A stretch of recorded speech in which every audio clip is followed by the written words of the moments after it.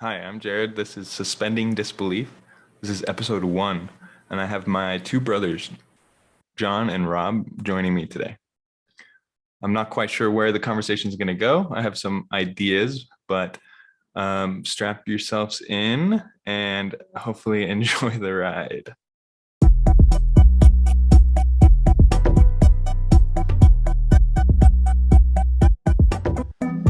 I hate that it says recording in progress. It's very annoying. But okay, so we are on, and this is Suspending Disbelief, and I wanted to jump into what that actually means because I think that's been a really big important part of like my last 4 years. And like, if I was to quantify me being a drug addict piece of shit turning into what I feel like I am now, which is like a man of my word or something similar to that. I was like thinking a lot about what happened in that process, and that's what's made me super interested in any of the things I'm getting into, like with psychology and whatnot. But I think the biggest key was to suspend what I thought I believed and what I thought I disbelieved, and allow there to be like a open inpouring of perceiving information. And so the podcast, I want it to be suspending disbelief, as in I want to promote a perceiving, like in even within typology of like a perceiving function, like where we just sit and take in information, explore ideas type of a thing. And I want to, I guess, ask both of you what um, that word does to you. Like, Rob, does that word have a reaction in your body or in your mind when you hear Yeah, it? Or, it's hard for me to understand it. But I think that's just because it's a double negative. it's a double negative. So my beliefs, so I believe things and I disbelieve things, which means I don't believe them, right? Right.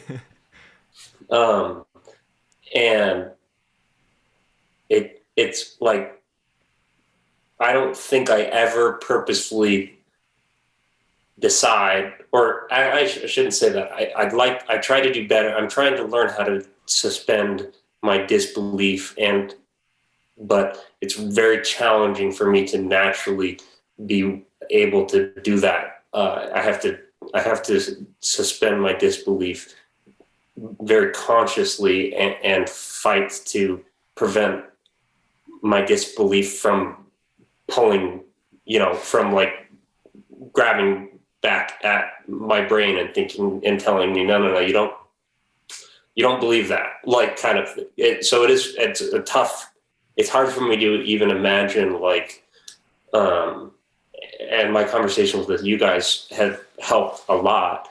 But that idea of being like, no, let's just say a bunch of things that aren't true and pretend like we know they're not true, or we don't know whether or not they're not true. Like obviously that's an absurd example, but that's kind of where my brain goes. Like, Well, yeah, and it's so interestingly tied to that introverted thinking of your preference for cognition, or whatever you would want to call it, cognitive function, which I don't want to go too far into because I don't think listeners will know exactly what that is. I mean, we could go into it if we want to explain it, but that introverted thinking as your number one function being pretty concerned with what is correct and what is incorrect as a dominant place for you to be all the time, which is very different than mine and John's dominant place to be, which is like like what if,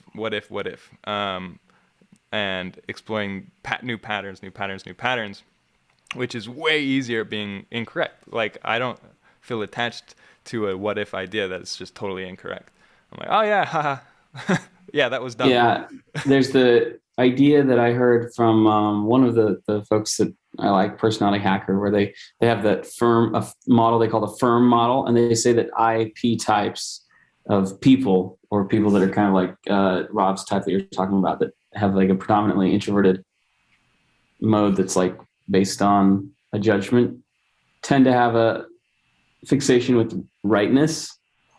And it depends on whether it's like a logical rightness or an ethical rightness would depend on whether they're like a feeling type of person or a thinking type of person. So it's interesting because like, whereas you and I have more of like a fixation with like freedom of uh, thought and expression and feeling and stuff, so. Yeah.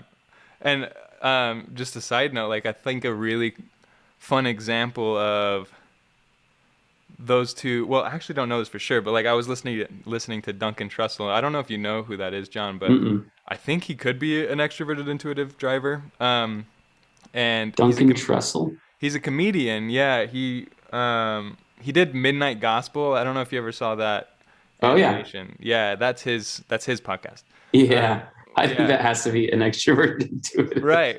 And it's just all over the place, and he's like super entertaining for me to watch. But his comedy is so different than an introverted thinker's comedy, who is like more so pulling up um, like absurd truths. And I'm trying to think of a good example of someone that's doing that. Um, well, I guess Bill Burr, right? Mm-hmm. Totally Well, different styles. What were you gonna say?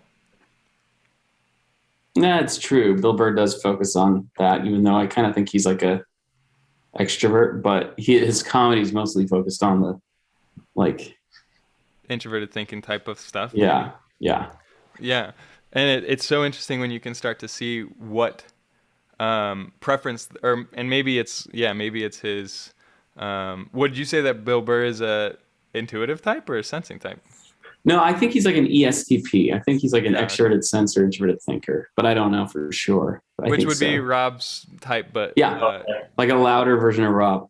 yeah, Yeah. yeah. No, that makes sense. He's a lot loud. Like he's pretty loud. Yeah.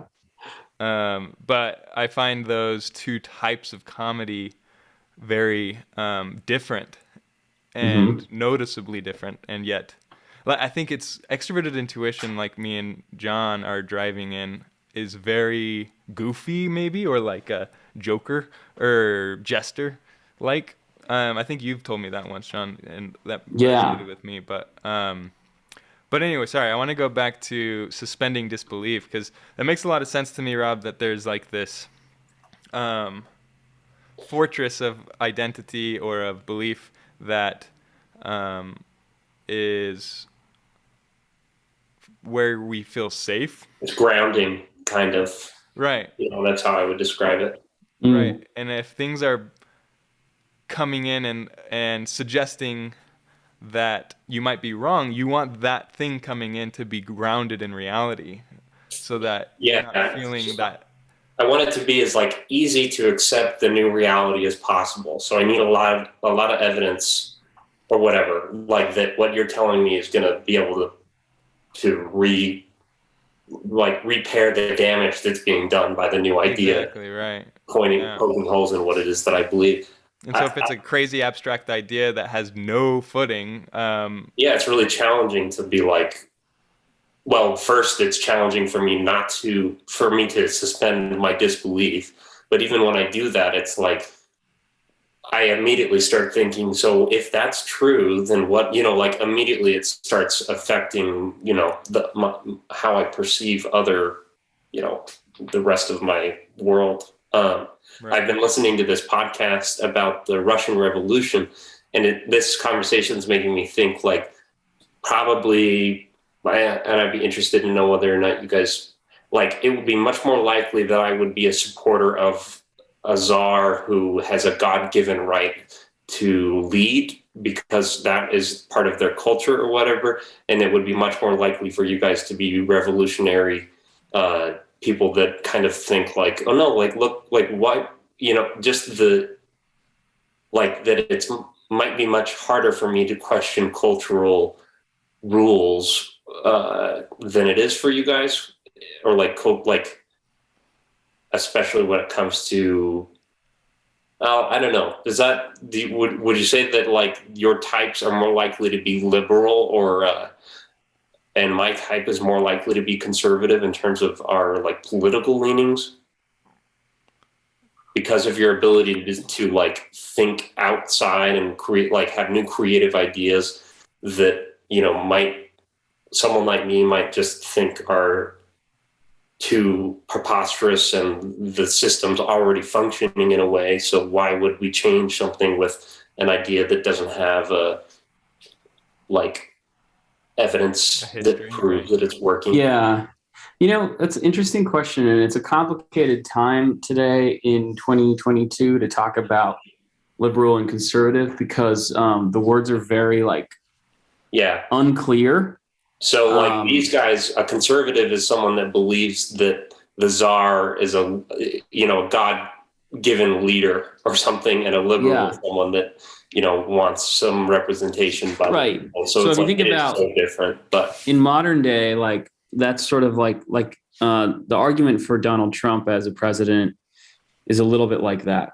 He's kind of there's a lot of people who believe not so much that God put him there, but that the times needed this guy here. And yeah, he's rough around the edges, maybe immoral. Let's say I'm a Christian and I believe that he's kind of, maybe I don't really look up to him morally, but there's a lot of born again Christians who believe that he's the right man for the time. And this is what we need. And it doesn't matter.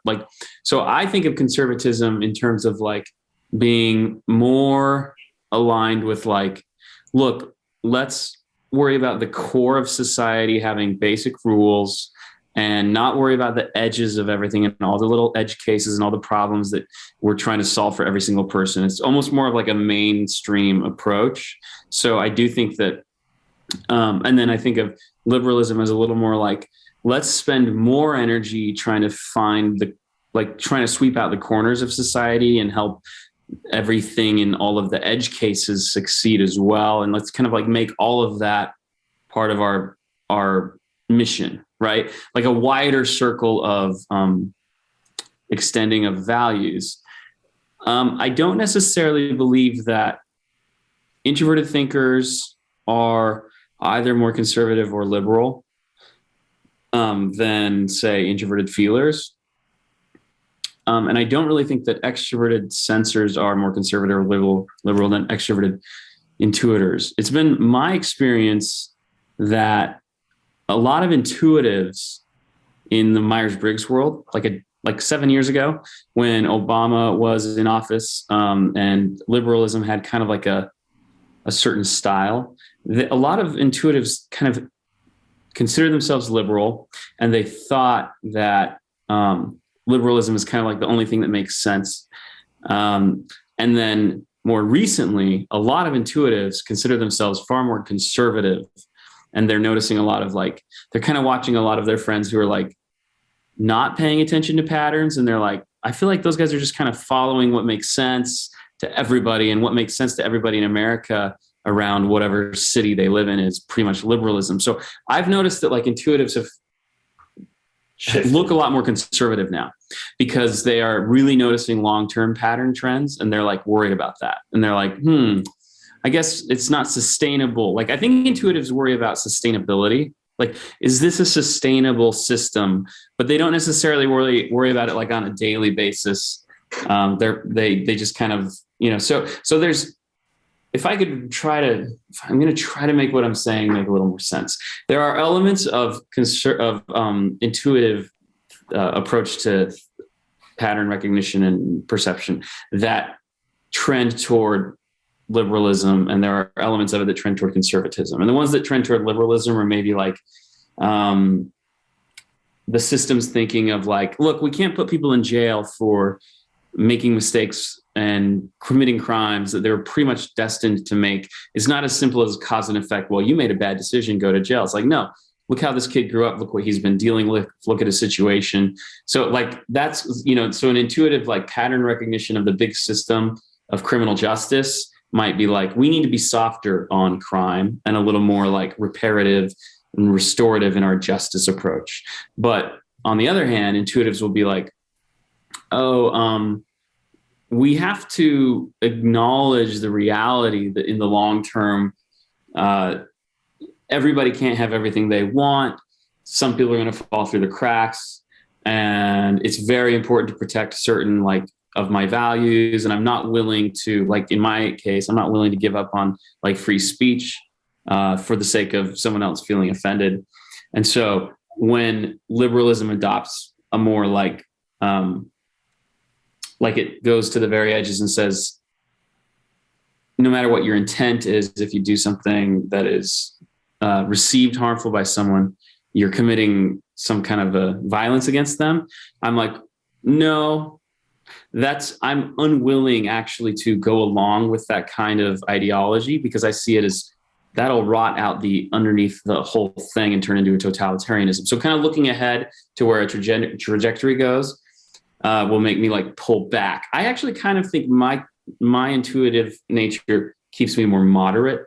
So like whatever the power structure is, I tend to be like, I'm a little bit toward the center of that, you know? Yeah, no, that makes sense.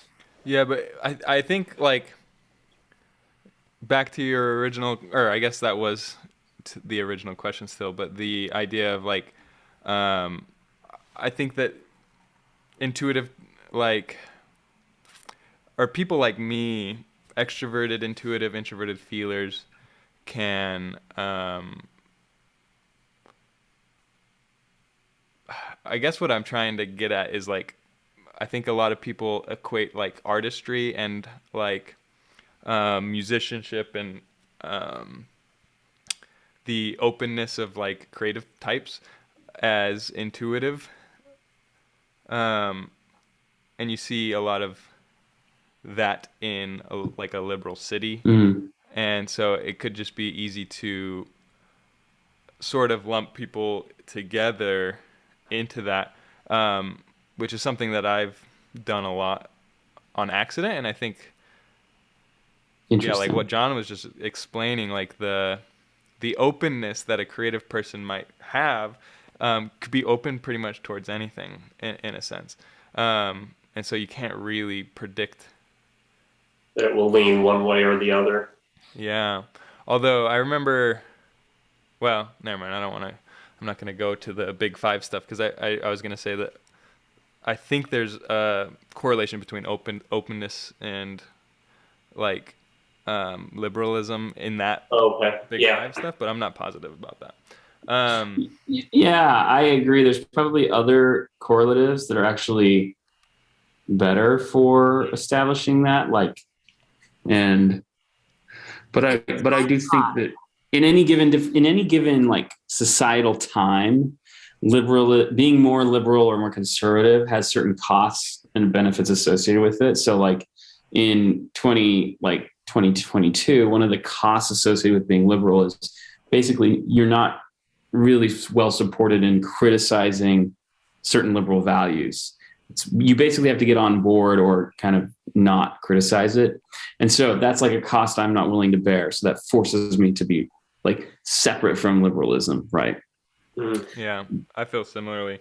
I want to, it's funny, Rob, because you said you listened to a podcast on, what did you say? Russia's... the Russian revolutions? Revolutions. Yeah, I was listening to a podcast today on like the zeitgeist of Russia up till, like, the book came out 2 years ago, so it was up till like Trump area or whatnot, and I just going back to this idea of like concrete information versus abstract information, that you have an easier time taking in concrete information, and this podcast I was listening to is like the abstracted, like talking about the myths of the times and like what has built from the czars to to Soviet Russia, and like the different influences in even just like the stories that people told each other, and like the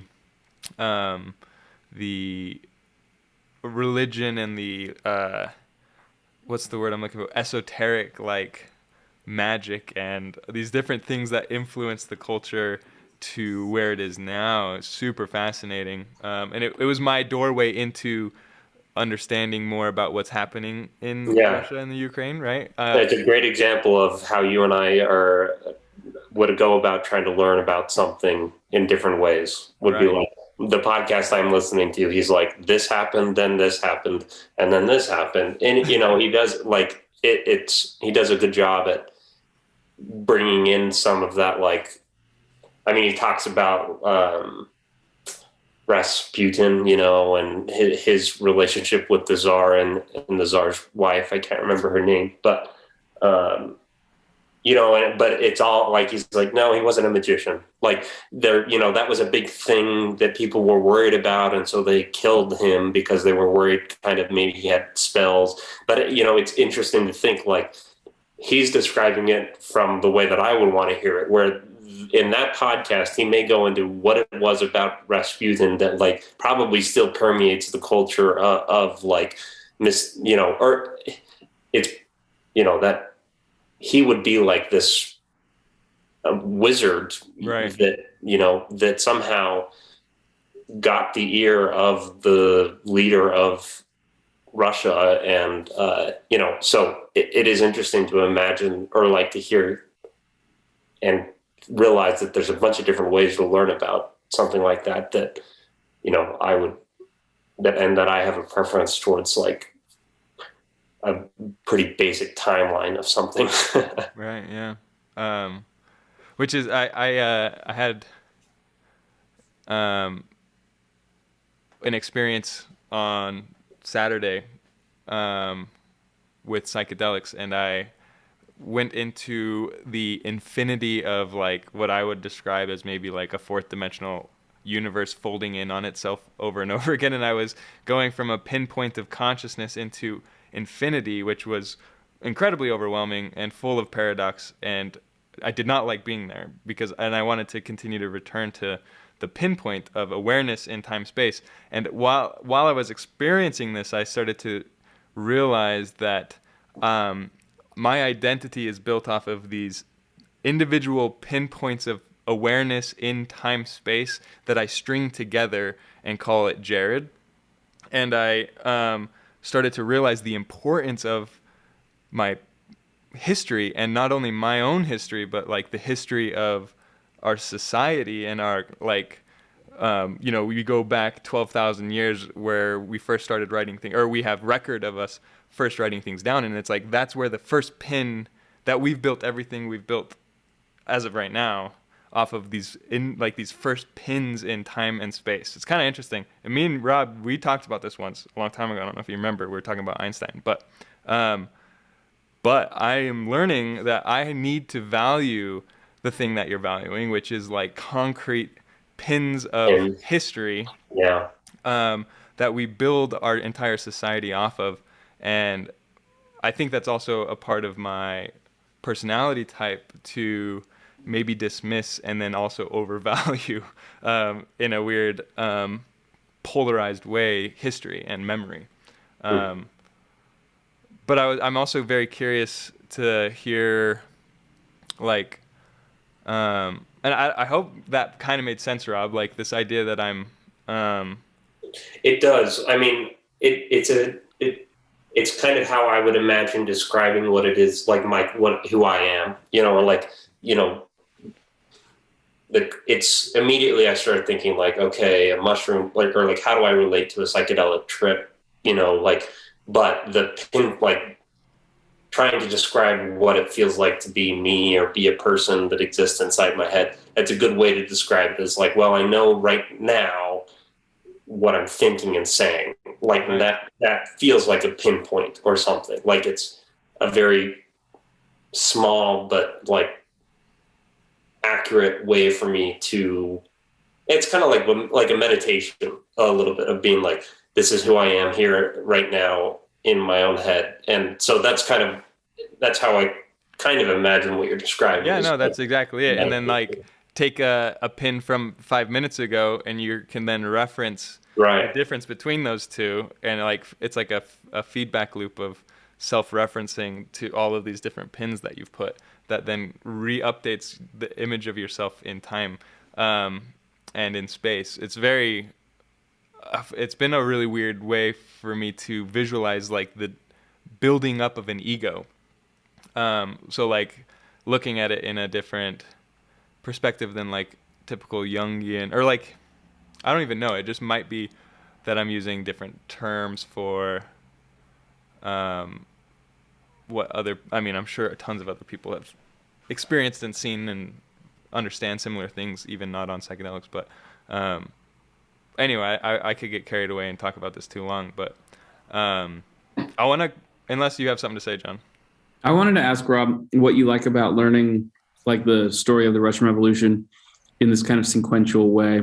Yeah. What does that feel like to take it in, and how does that sort of What's kind of like entertain you? validating, I guess, of like the current narrative of like, well, I don't know. It's helpful because it helps me be more sympathetic and be like, okay, you know, it's the same thing when I was listening to the Ray Dalio Changing World Order, where he describes at the beginning of the chapter, he's like, I'm going to say a bunch of stuff about China that people don't want me to say. But he basically goes in there and like defends what a lot of people in the Western world are criticizing, you know, and it was helpful to have someone do that. And so for me to like, you know, I'm enjoying it because it's helping me realize that it's a, you know, like the history of the country has a much bigger part to play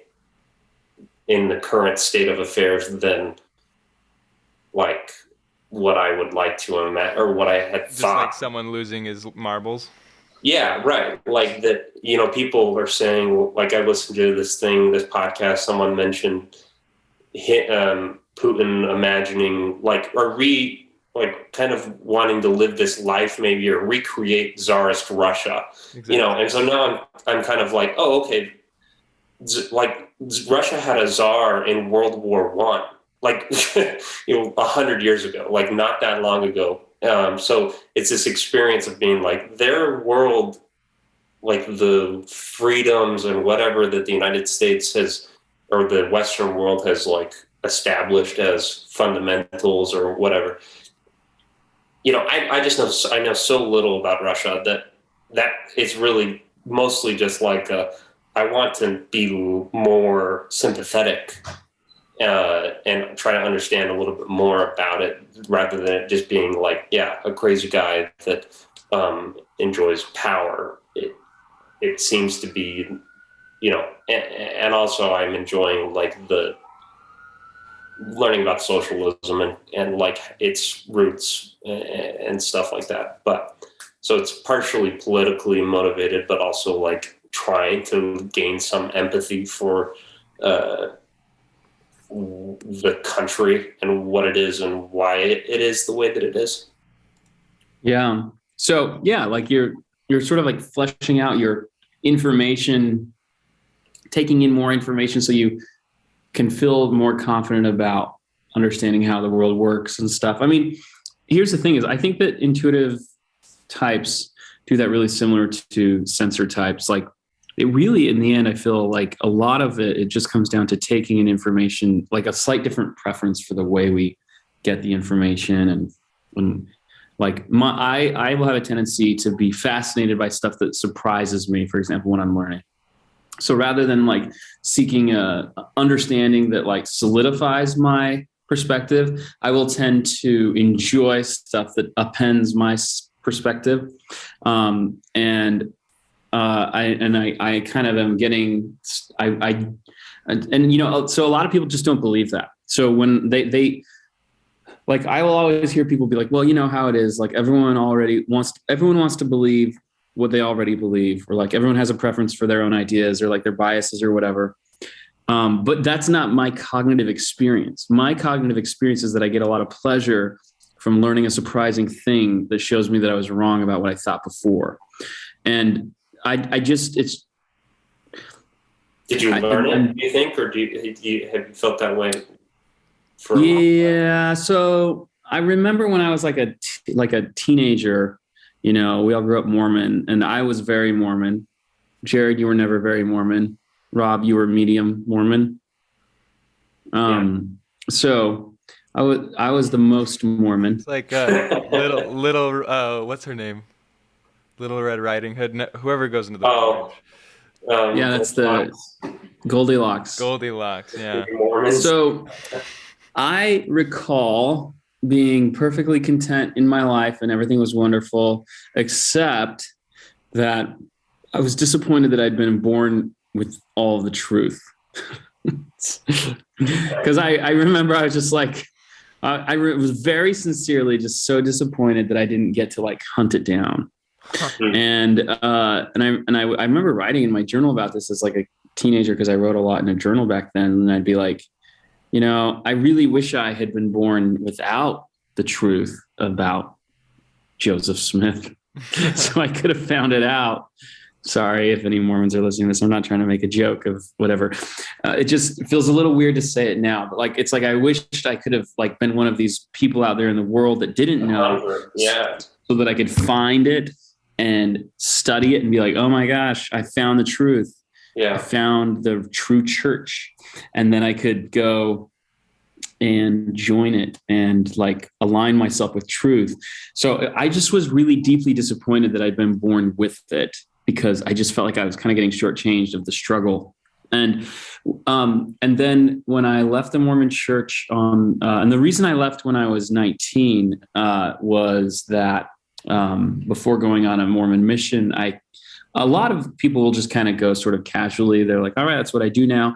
It was my opinion or I felt like a spiritual perspective that I definitely am going to go on a mission, but I shouldn't go till I feel till I really know that this is God's truth, and that I could tell someone that, and if they left their family for this religion and they lost everything because of it, that would be okay, because I know it's true. That was actually the way that it got framed in my head. I was like, what if I affected somebody by pulling them away? Specifically because when I did that in a religious ceremony once, when I bore testimony of my beliefs, and I felt like what I had said was alive. And then I noticed other people were affected by it. And I was like, so if I go on a mission and I tell people this is true, what if they leave their family for it when I don't know? So that's kind of why I put the brakes on it. Okay. So I left because I studied it more. And I was like, I can't find out that it's true. And it was really devastating when I left. But then later I realized that it's hugely invigorating. It took years to know this, but invigorating to me to realize that no matter what you believe about the world, you could be wrong, and it's okay. And there's still more to learn. And so that, and then I remember that thing from my teenage years of being so sad that there wasn't more to learn, basically, that I basically had the truth. I'm like, oh yeah, that's the inverse of what I now believe to be true. And so I used to believe I already kind of know all the important things to know. And that made me sad. And now I'm like, I'm an idiot, and that makes me happy. Oh, that's so interesting. I have very similar, I get really excited when I stumble across something that kind of shatters a previous belief of mine or understanding of the world. And including feedback from people I trust. I don't always like feedback from people I don't know, but someone that I trust that is like, hey, maybe you should do this differently. There might be an initial ego responsive feeling uncomfortable, but I feel a genuine sense of expansion of growth, and that's what I really like, is being oh, I learned more, and I feel like I'm slowly getting closer and closer to infinite paradox. Well, and I just want to note really quick, I sent a link in the chat that you guys should both check out, since you both have some interest in Russia right now. And obviously a lot of us are paying attention to the Ukraine and Russia thing. And that video blew my mind. And it's a professor explaining, in his opinion, why we've totally forced Putin's hand. That there's nothing weird about what he's doing. Could have been, it's exactly what he told us he was going to do all along. And that he's reacting exactly like we would react if we were on the other side of this. It's an interesting argument. Basically, he's not crazy, he's not stupid, and he actually feels existentially threatened by our courting of Ukraine and allowing them to move toward Western ideals. And anyway, it's a really fascinating video. It's a example of something that kind of turned upside down my perspective. And I'm definitely thinking that I agree with this video. But I continue to follow people on Twitter who are totally on the opposite. I follow a bunch of people who are really strongly believe that we need to get Putin kicked, push, like accidentally falling off a window, whatever thing. And these are like military folks who are Ukrainians and Russians and Russian American people who are really intelligent and articulating that Putin is making all these mistakes and stuff. But this guy's basically, it's the most interesting, and it's just totally the opposite of what I thought. And so I would really recommend you guys watch it. It's really interesting. Yeah. I'm super excited to where this conversation went, because when I was thinking about where I want this podcast to go in general is this idea of, well, you suspend disbelief to allow an opposite, maybe something that challenges a belief of yours, that then creates some sort of paradox inside of you, right? Like you all of a sudden have what you believed and something that you would typically disbelieve, but now it's in with what you also believe, and they're opposing each other. And this is like Carl Jung's idea of like individuation is slowly incorporating opposites into the ego, so that you start to see not just cold, but also hot. And then you realize that it's a gradient of one single thing, and that paradox of cold and hot existing at the same time is because it's actually one single thing that we have just pulled into duality and then opposed them. That's not the right way to say it, but does that make sense? It makes sense to me, but I wonder, like, so is there a gradient from true to false? I mean, and I know that like true to false is like subjective, but like say like 1 to 0, like that's a stupid example. Well, no, that's a great example, because think of it like this: 1 being a finite pinpoint of awareness in the infinite all, and then the 0 being the infinite all. And there's the paradox of am I the pinpoint, or am I the infinite all experiencing itself through a single pinpoint? So what about like, so say what's the smallest molecule that the human species knows? An atom, right? Like a quark or something? What are they called? Or a string. Yeah, quarks maybe inside of, yeah.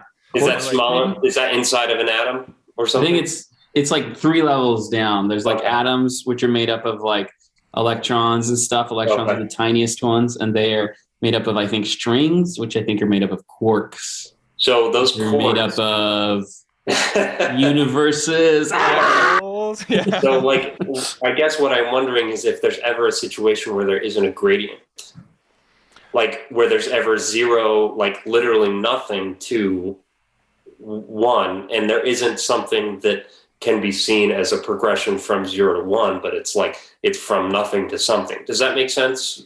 I think that's a great question. Complicated question. Yeah. Like if you ask a mathematician to show you, there's some weird stuff they can do looking at between 2 whole numbers. There's an infinity of numbers between any 2 numbers. And so there is. That's real. Yeah. There's an infinity of points between any 2 points. Got it. Okay. Any 2 points that are not the same point, there's an infinity of points between them. Because if it exists, it can be divided, basically. Okay. Like a point is only a thing in theory. Right. So, yeah. Here's what well, no, I don't know. We shouldn't get into yeah. Wait, why not? What were you going to say? I was just going to say that like this question that you just mentioned, Rob, one of the first things I think about is like the idea of going from point to much more than point. It's kind of like the theory of what happened in the the Big Bang. Big Bang. Okay. And I don't know a lot about that theory, except for that I think it kind of rises out of just extrapolating, kind of like if you're like, oh, I just got hit like by a car, I could actually rewind and see where they came from. It's like if we look at the direction things are going, you can rewind and like mathematically rewind it all the way back and be like, oh yeah, looks like 14 billion years ago it was not anything there, except for a single, like it would have just run into itself or something. I think that's kind of like how we come to the Big Bang theory. Yeah. But one thing that's worth thinking about is that so when something moves at almost the speed of light, the space in which it moves, I'm going to say this wrong. All of our nuclear or cosmology physicists listening, forgive me. But basically, there's a contraction of physical space. So the faster you move, the more space that you're in contracts, or you expand or something. So a photon moving at the speed of light through the universe, or let's say it's moving just short of the speed of light. The distances between here and there become not quicker to traverse, physically shorter. So if you move slower through them, then you physically have to move X, but if you move faster, you only have to move X minus a certain amount. So the actual physical reality contracts. At the speed of light, it contracts basically to zero, which would mean that like the universe can be kind of traversed from end to end sort of instantaneously. So if you think about any given point on that kind of a spectrum, like let's say you took 2 points that are like right next to each other for one thing, they'd be like pushed together. But for some other entity that's moving slower, they'd be way further apart. So there's a weird, at the exact same time too, those both could be, depending on the observer's experience, it's like a totally different shaped universe. And so it makes me think that even when we think that something is like from here to here, if you were moving at a different speed, it would compress to a continuum in a certain way. Like I can kind of think that there's almost no way you could get away from that continuum. It's kind of interesting. Yeah. A perception of A to B to C might be the case, but in reality, I think there's never 0 to 1. So it would be something like if the light that's reaching us and there was another type of light that was being produced that moved slightly slower than the sun's light, the actual distance or the actual that light travels, light travel will be different, even if it originated right next to each other. Yeah, like if there was like a little coach that gave it ribbons every inch that it moved, like it would get more ribbons. Wow. It went further. How do they know that? How can, like, it seems like, well, yeah. I mean, because Stephen Hawking told us so. This is what Einstein did, he was like, Newton's laws don't work perfectly. The only way that this could all make sense, this is literally what Einstein did. He's like, so I've got an idea. The math doesn't make sense when things start moving really fast. So what if we're not measuring it wrong? What if it's true that when things are moving really fast, what if we decided that the math has to work? So then what would require for this equation of like me going this far in this much time at this speed equals a known quantity, but me going a different speed, like near the speed of light, when we track that, the math doesn't work. And he's like, what if the math is working, but we're just confused because we didn't realize that space can contract, like actually contract. And that was his, he's like, because then the math works. So that's actually what that theory is it's like a respect for the mathematical reality. And so instead of us thinking in terms of like, oh yeah, space is all solid, he was like, no, there's a space-time continuum that bends and shifts. And depending on how fast an observer is moving, space is different for it. Wow. Not their perception of it. The actual space is different for it. So that means that the universe is like a lot weirder of a thing than we realize. Yeah, it makes me start thinking about like there's the movement variable, but there's also in my mind, and it would be fun if you could help me figure out what I'm trying to think here, but there's the awareness, like levels of awareness. So it's like I'm trying to figure out how to explain this, but like if you could move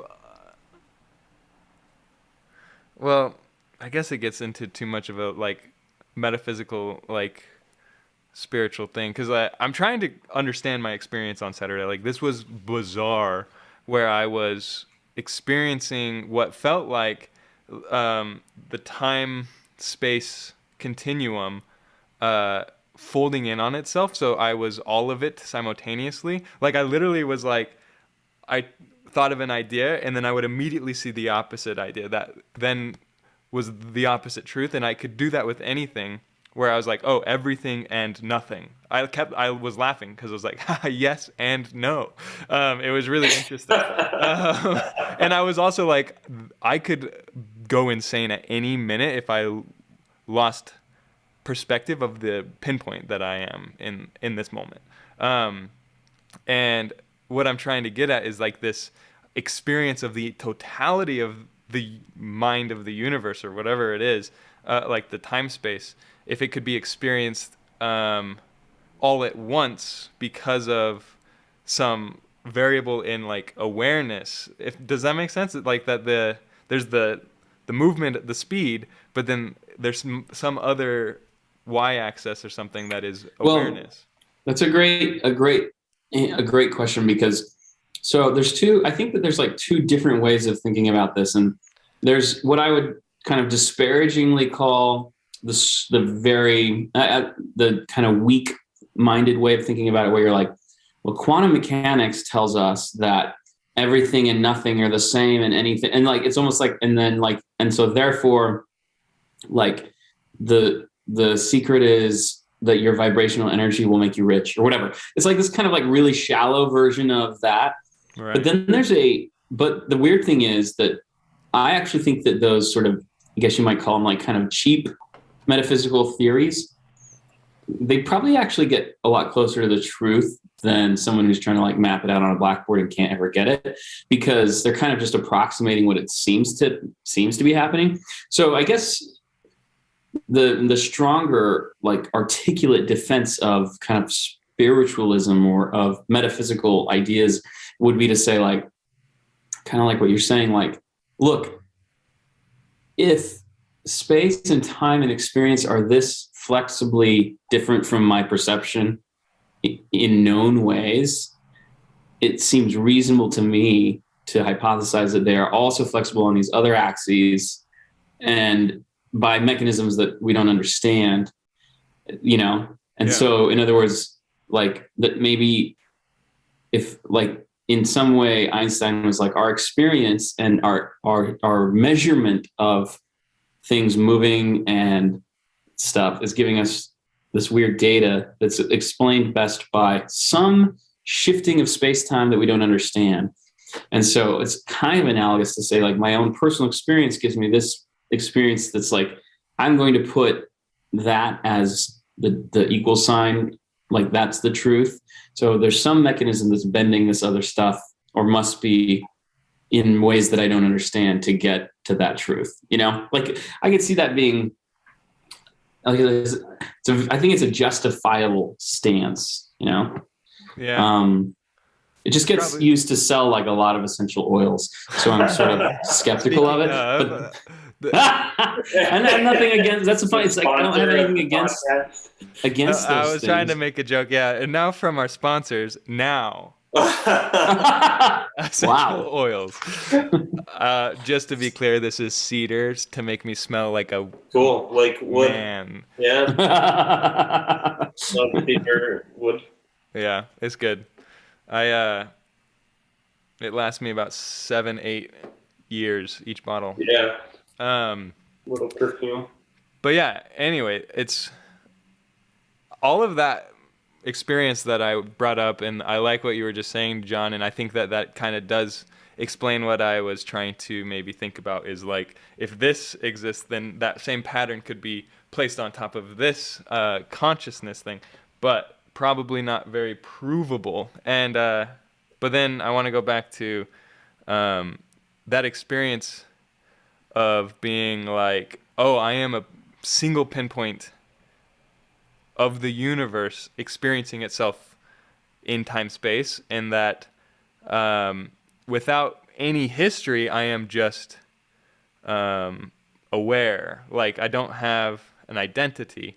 And so this both happens on an individual level, but as a culture as well. And so you look at, and it just made me realize how important it is to save the history so that you can continue to build on top of it, which also made me like the end of Game of Thrones more, which is really interesting. I came out of I've never seen the this last. experience and I was like, they nailed it and they don't even know it.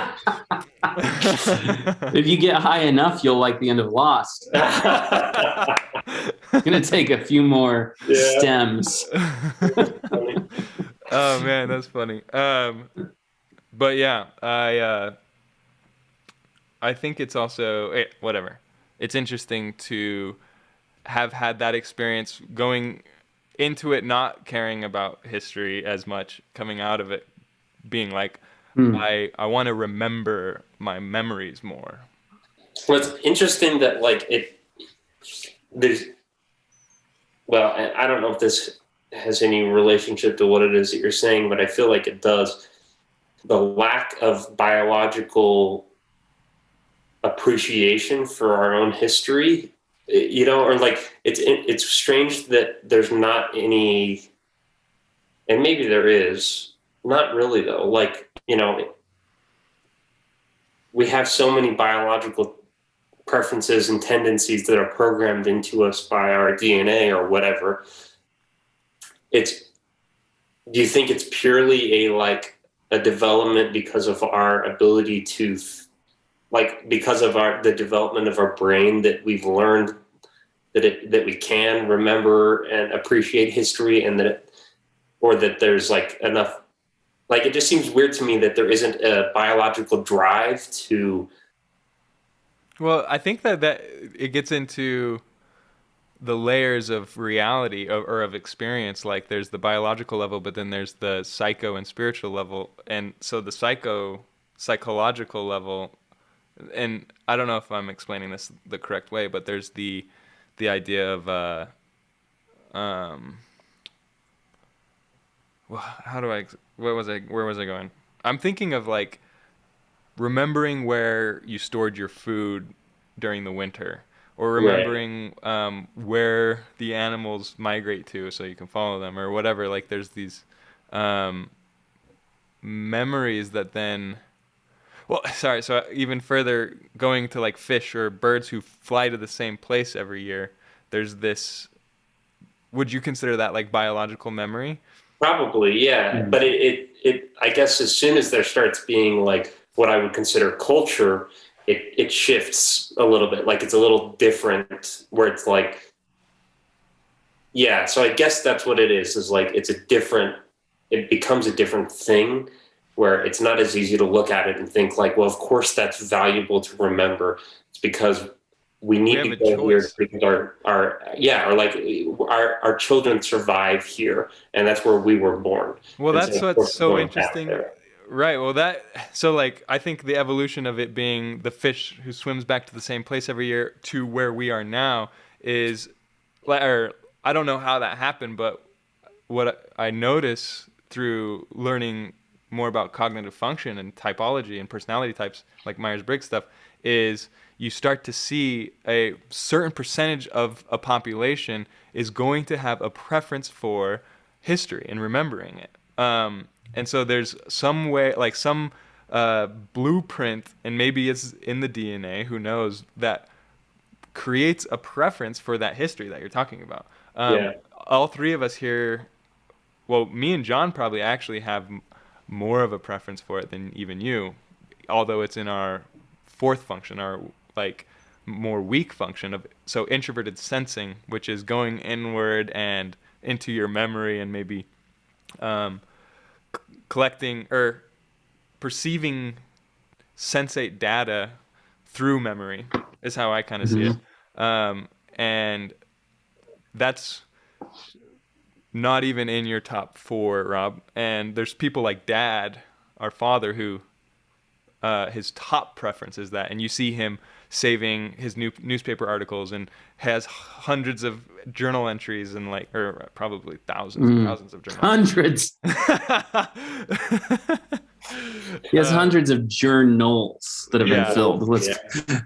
Right, but he has a huge cognitive preference toward remembering history. Right, he gets so excited about learning about the the ship that our great uncle went down on in the middle of the ocean or whatever. Which, Yeah. for me, growing up, I was like, I found it so hard to connect to it, but I understood the value of it, which makes a difficult Yeah. It's relationship. interesting how dad is more interested probably in personal history, right? Because he's ISFJ, so he's focused on his history and the contribution of his history to the world, and he's not very interested in like the broader history, where both you and I, Jared, are like the opposite of that, where we're interested in this aspirational way in condensing all of history into some meaningful way in which we play our tiny little buggish part. What do you mean? Explain that a little more. I think I know what you mean, So but dad is not intrigued by like he's interested in the ships where his uncles died. He's interested right. he's interested in the history of the Mormon church. He's interested in history that is tied directly to him. I think introverted sensing kind of starts there, and then it builds out toward what we know about ourselves into this extroverted intuitive kind of exploration world of like, so he's in theater. Like that's almost like his extroverted intuition. Like, how do I take all the things I know about myself and then go kind of play with them in this world that's broader on the stage, right? But not, whereas like you and I are doing an opposite where we're like, what is the real broad historical realities in the world?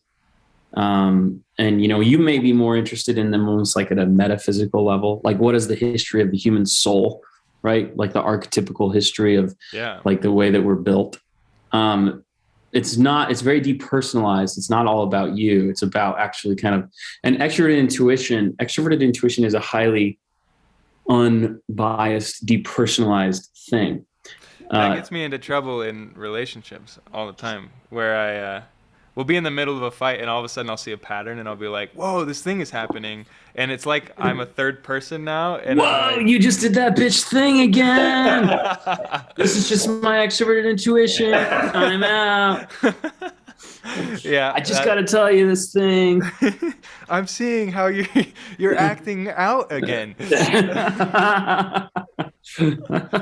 Yeah, no, seriously, that's what it comes off as. And then I realize I'm being a complete asshole. It's inappropriate. Yeah. Well, so I wanted to ask, like, it probably also doesn't help that the population now, I'm assuming, is bigger now than it ever has been, and obviously these even the evolution as far of as we soul, know. yeah. So, but like, what would you say? People who think that maybe, I don't know, the last 12,000 years, is that how long, agricultural, I don't know. Something like that. Yeah, ish. Yeah, that's like the... Okay, that's what they think but... The domestication of the dog or something. Probably not true. It's interesting to imagine, that question that I asked about why it is that we're not more interested, and then, but the difference between the world that we're living in now compared to what we were living in when we need to remember where to go to survive. Right. There's so many things that we might be learning and that we are learning. It's the reason Reese's peanut butter cups, you eat it and your body's you might not be able to find food again. So just eat as many of those as you can because they're delicious and they're they're giving you energy and there's a lot of them. So it's this biological thing where, I know a bunch of reasons not to be eating them, but the way they look and the fact that there's a million of them and it's this, so it's interesting to think about when that stopped. Was it just the Industrial Revolution, or was it communities coming together, or, what was it that, if there's a point in time in which you could point at the evolution of humankind in the last 12,000 years and say, at that point, there started to be too many outer world influences that are preventing us from I bet it's Sorry, I know I don't understand the question. So I'm wanting to make sure I understand it. So you're saying what caused the shift away from? Well, so I guess I'm saying like probably, well, there's like these, it's kind of a confusing question. I don't really know that I'm actually asking a question, but there's like these my original question was, why is it that there isn't something that manifests itself more clearly in us that helps us understand the value of learning from our own history, or like Okay. I think, from my opinion, I think maybe there is, and we don't recognize it. Like, I'm in New York, and I have this calling in a deep meditation to go home, like to my home. It's kind of right. interesting. But also, I think about the ebb and flow of civilization and the rise and fall of Rome and the different. You could probably trace the importance of history, and um, and when it becomes unimportant, it might be changes. It might be inverse to what I'm thinking, or it might, I don't know if that's true or not, but something like that. That's Yeah. an example of maybe you could trace it. So my thought is that I'm looking up the population of the Earth over time. Like 2,000 years ago, what was the population of the Earth? 15, 16 people. Jesus. Adam, Jesus plus 12. I'm having a hard time doing this. I put into Google population of Earth 2000 Earth. Let's try that again. Years ago. Wait, it says 6,000. Okay, that's a million. Wait, hold on a second. 10,000 BCE. Okay, here we go. So the reason I was looking this up is that, okay, cool. I'm going to share my screen. Okay. Never mind, I'm not disabled. Hold on. There you go. Okay. Now I'm going to share my screen. Okay, check this out. So, wow. These are millions. So, I feel like that's not right. It's estimating 10 billion. 10,874. Oh, I see. That's the future. Okay, so here's us right now. 7 billion, 8 billion right here, like in there, okay? Yeah. So down here we have 2 billion. Wow. There would be like 1 billion around here. Hold on. When we're at 1,000. Okay, 1850 is 1 billion. Okay, 500 million people. Okay, so what I'm wanting to say is that 800 million people, right around here, 1750. So if we like nuclear bombed ourselves into smithereens and killed 90% of the population of the Earth, we would throw ourselves back to 1750, 1850, 1950, less than like, so that's like 250 years.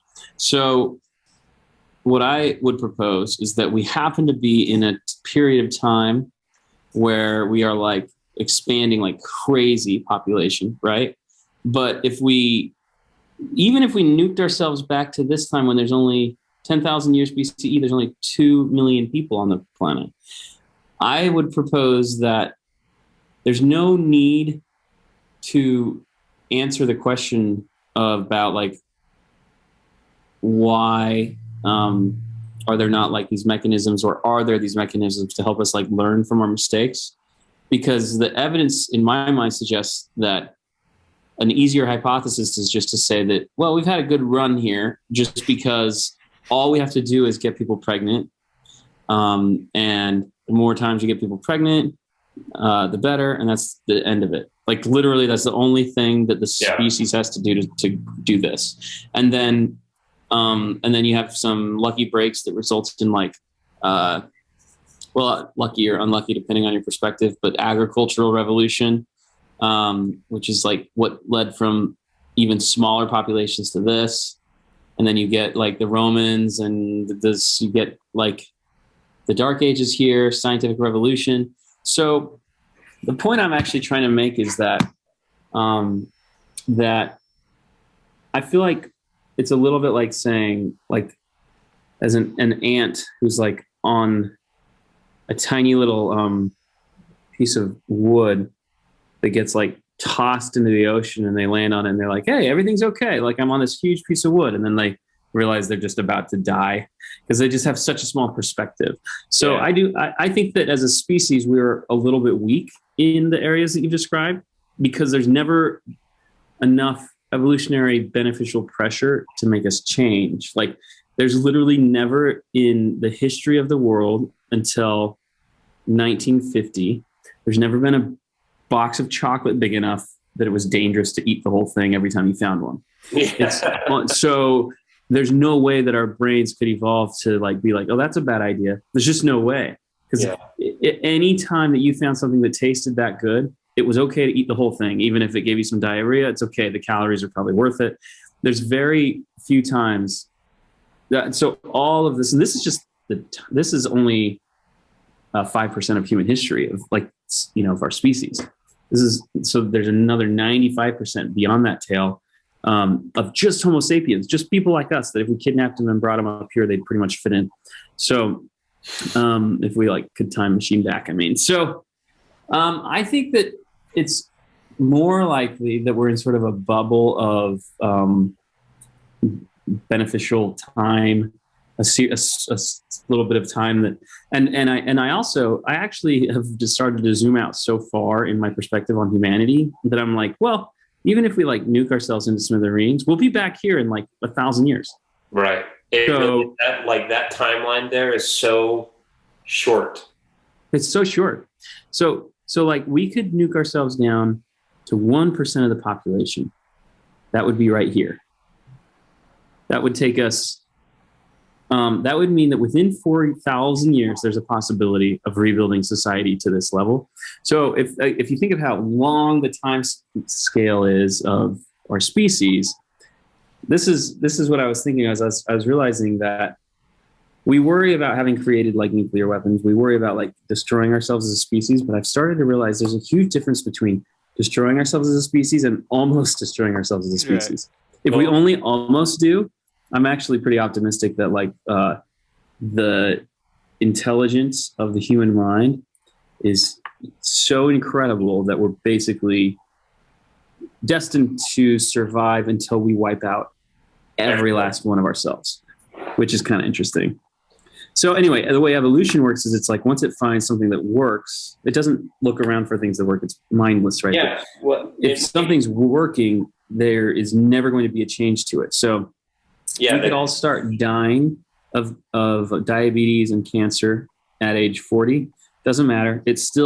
There will still never be any biological incentive to stop eating sugar, salt, and fat, as long as we can make babies and get them raised up to make their own babies before we die. That's it. It's the only thing that evolution cares about, which is interesting. Yeah. So that would be the question is like, the question I asked is answered very simply by saying, well, there's no incentive to learn that because it doesn't prevent us from, like, anything that has happened in history hasn't prevented humankind from continuing to procreate. So there would be no incentive for for us to evolve in a way from our history. Right. Yeah. The only things that we learn biologically are things that kill us or kill our babies. And we don't learn them. Our genes learn them. Basically, we don't learn anything ever. But you could think of it as the universe learning it, or as like whatever the larger consciousness is learning, And I actually found this really optimistic when I thought of it lately. Like, if you think about if civilization gets to the state of a place where it has technology. So let's call that like 1800 or something. Then it's only a matter of like 300 years before we're like trying to leave the planet. Maybe 1,000 years before we definitely succeed at leaving the planet. Let's say that there's a 1% chance that we colonize the universe over the next 1,000 years. And let's say there's a 10% chance that we nuke ourselves down to 10% of the population and have to start over. That actually means that over the span of like the next million years, we're almost guaranteed to colonize the universe. Also nuke ourselves into smithereens a few times. So anyway, that's kind of the perspective I've started to take on it. Yeah. Yeah. As long as we don't destroy ourselves 100%. That's 100%. Important. Right. It reminds me of this plan. Oh, you're muted. Oh, there you go. Oh, you're still muted. Test 1, 2. For Am I reason, muted? Yeah, maybe. We can hear you. It's you, brother. Now I feel dumb. You can't hear me, John? Test 1, 2. Can you hear me? I can hear you, Rob. I was gonna say it reminds me of this plant that I almost killed, and just about 10% of it survived, and it's gonna come back. Did I turn off? Oh, did John turn off his speakers? You need those to hear, brother. Maybe his headphone died, except for we could hear him. But it would move his mic to his computer. Here's what I'm thinking. Let's call it a show, and then you can hear me now. Well, I'm trying to think if how long we've been going, but I think that with the optimism of the 10%, or how many people need to survive? I don't think very many do. I think that we can wipe ourselves out almost entirely. All we really need is the billionaires in their bunkers. If they survive, then society. Yeah, although I wonder if they are capable of some of the normal human behaviors that are needed for survival, like companionship and and I'm not even being facetious. I'm curious if like their ability to make that much money inflicts or affects their ability to also be communal in a sense. And so I would say probably not. Like if the whole world changed and they were in a bunker, they would still be like the kind of people who are like leading, but they probably are going to have their family there and they're going to have children, and those kids are. And then the children are going to have babies together. We'll talk about that next week. I mean, if the pattern exists, it probably exists in the opposite direction, and so we probably all came from brothers and sisters. If you think about it, that's what the Christians are telling us, at least. Why do we got here? And with that, I think we should be done. And thanks for listening. And I'm gonna stop the recording. How much are you getting paid again? Sorry, what? When are you gonna send us our checks? Yeah. When I get my first ad, which all right, those nuke radiation pills. Rock radiation bombs. Awesome. Well, I love you, brothers. Thanks, brothers. Yeah, good job. You guys will see you. I'll see you all very soon. Send me the link so I can watch myself talk. I will. See you later. Bye.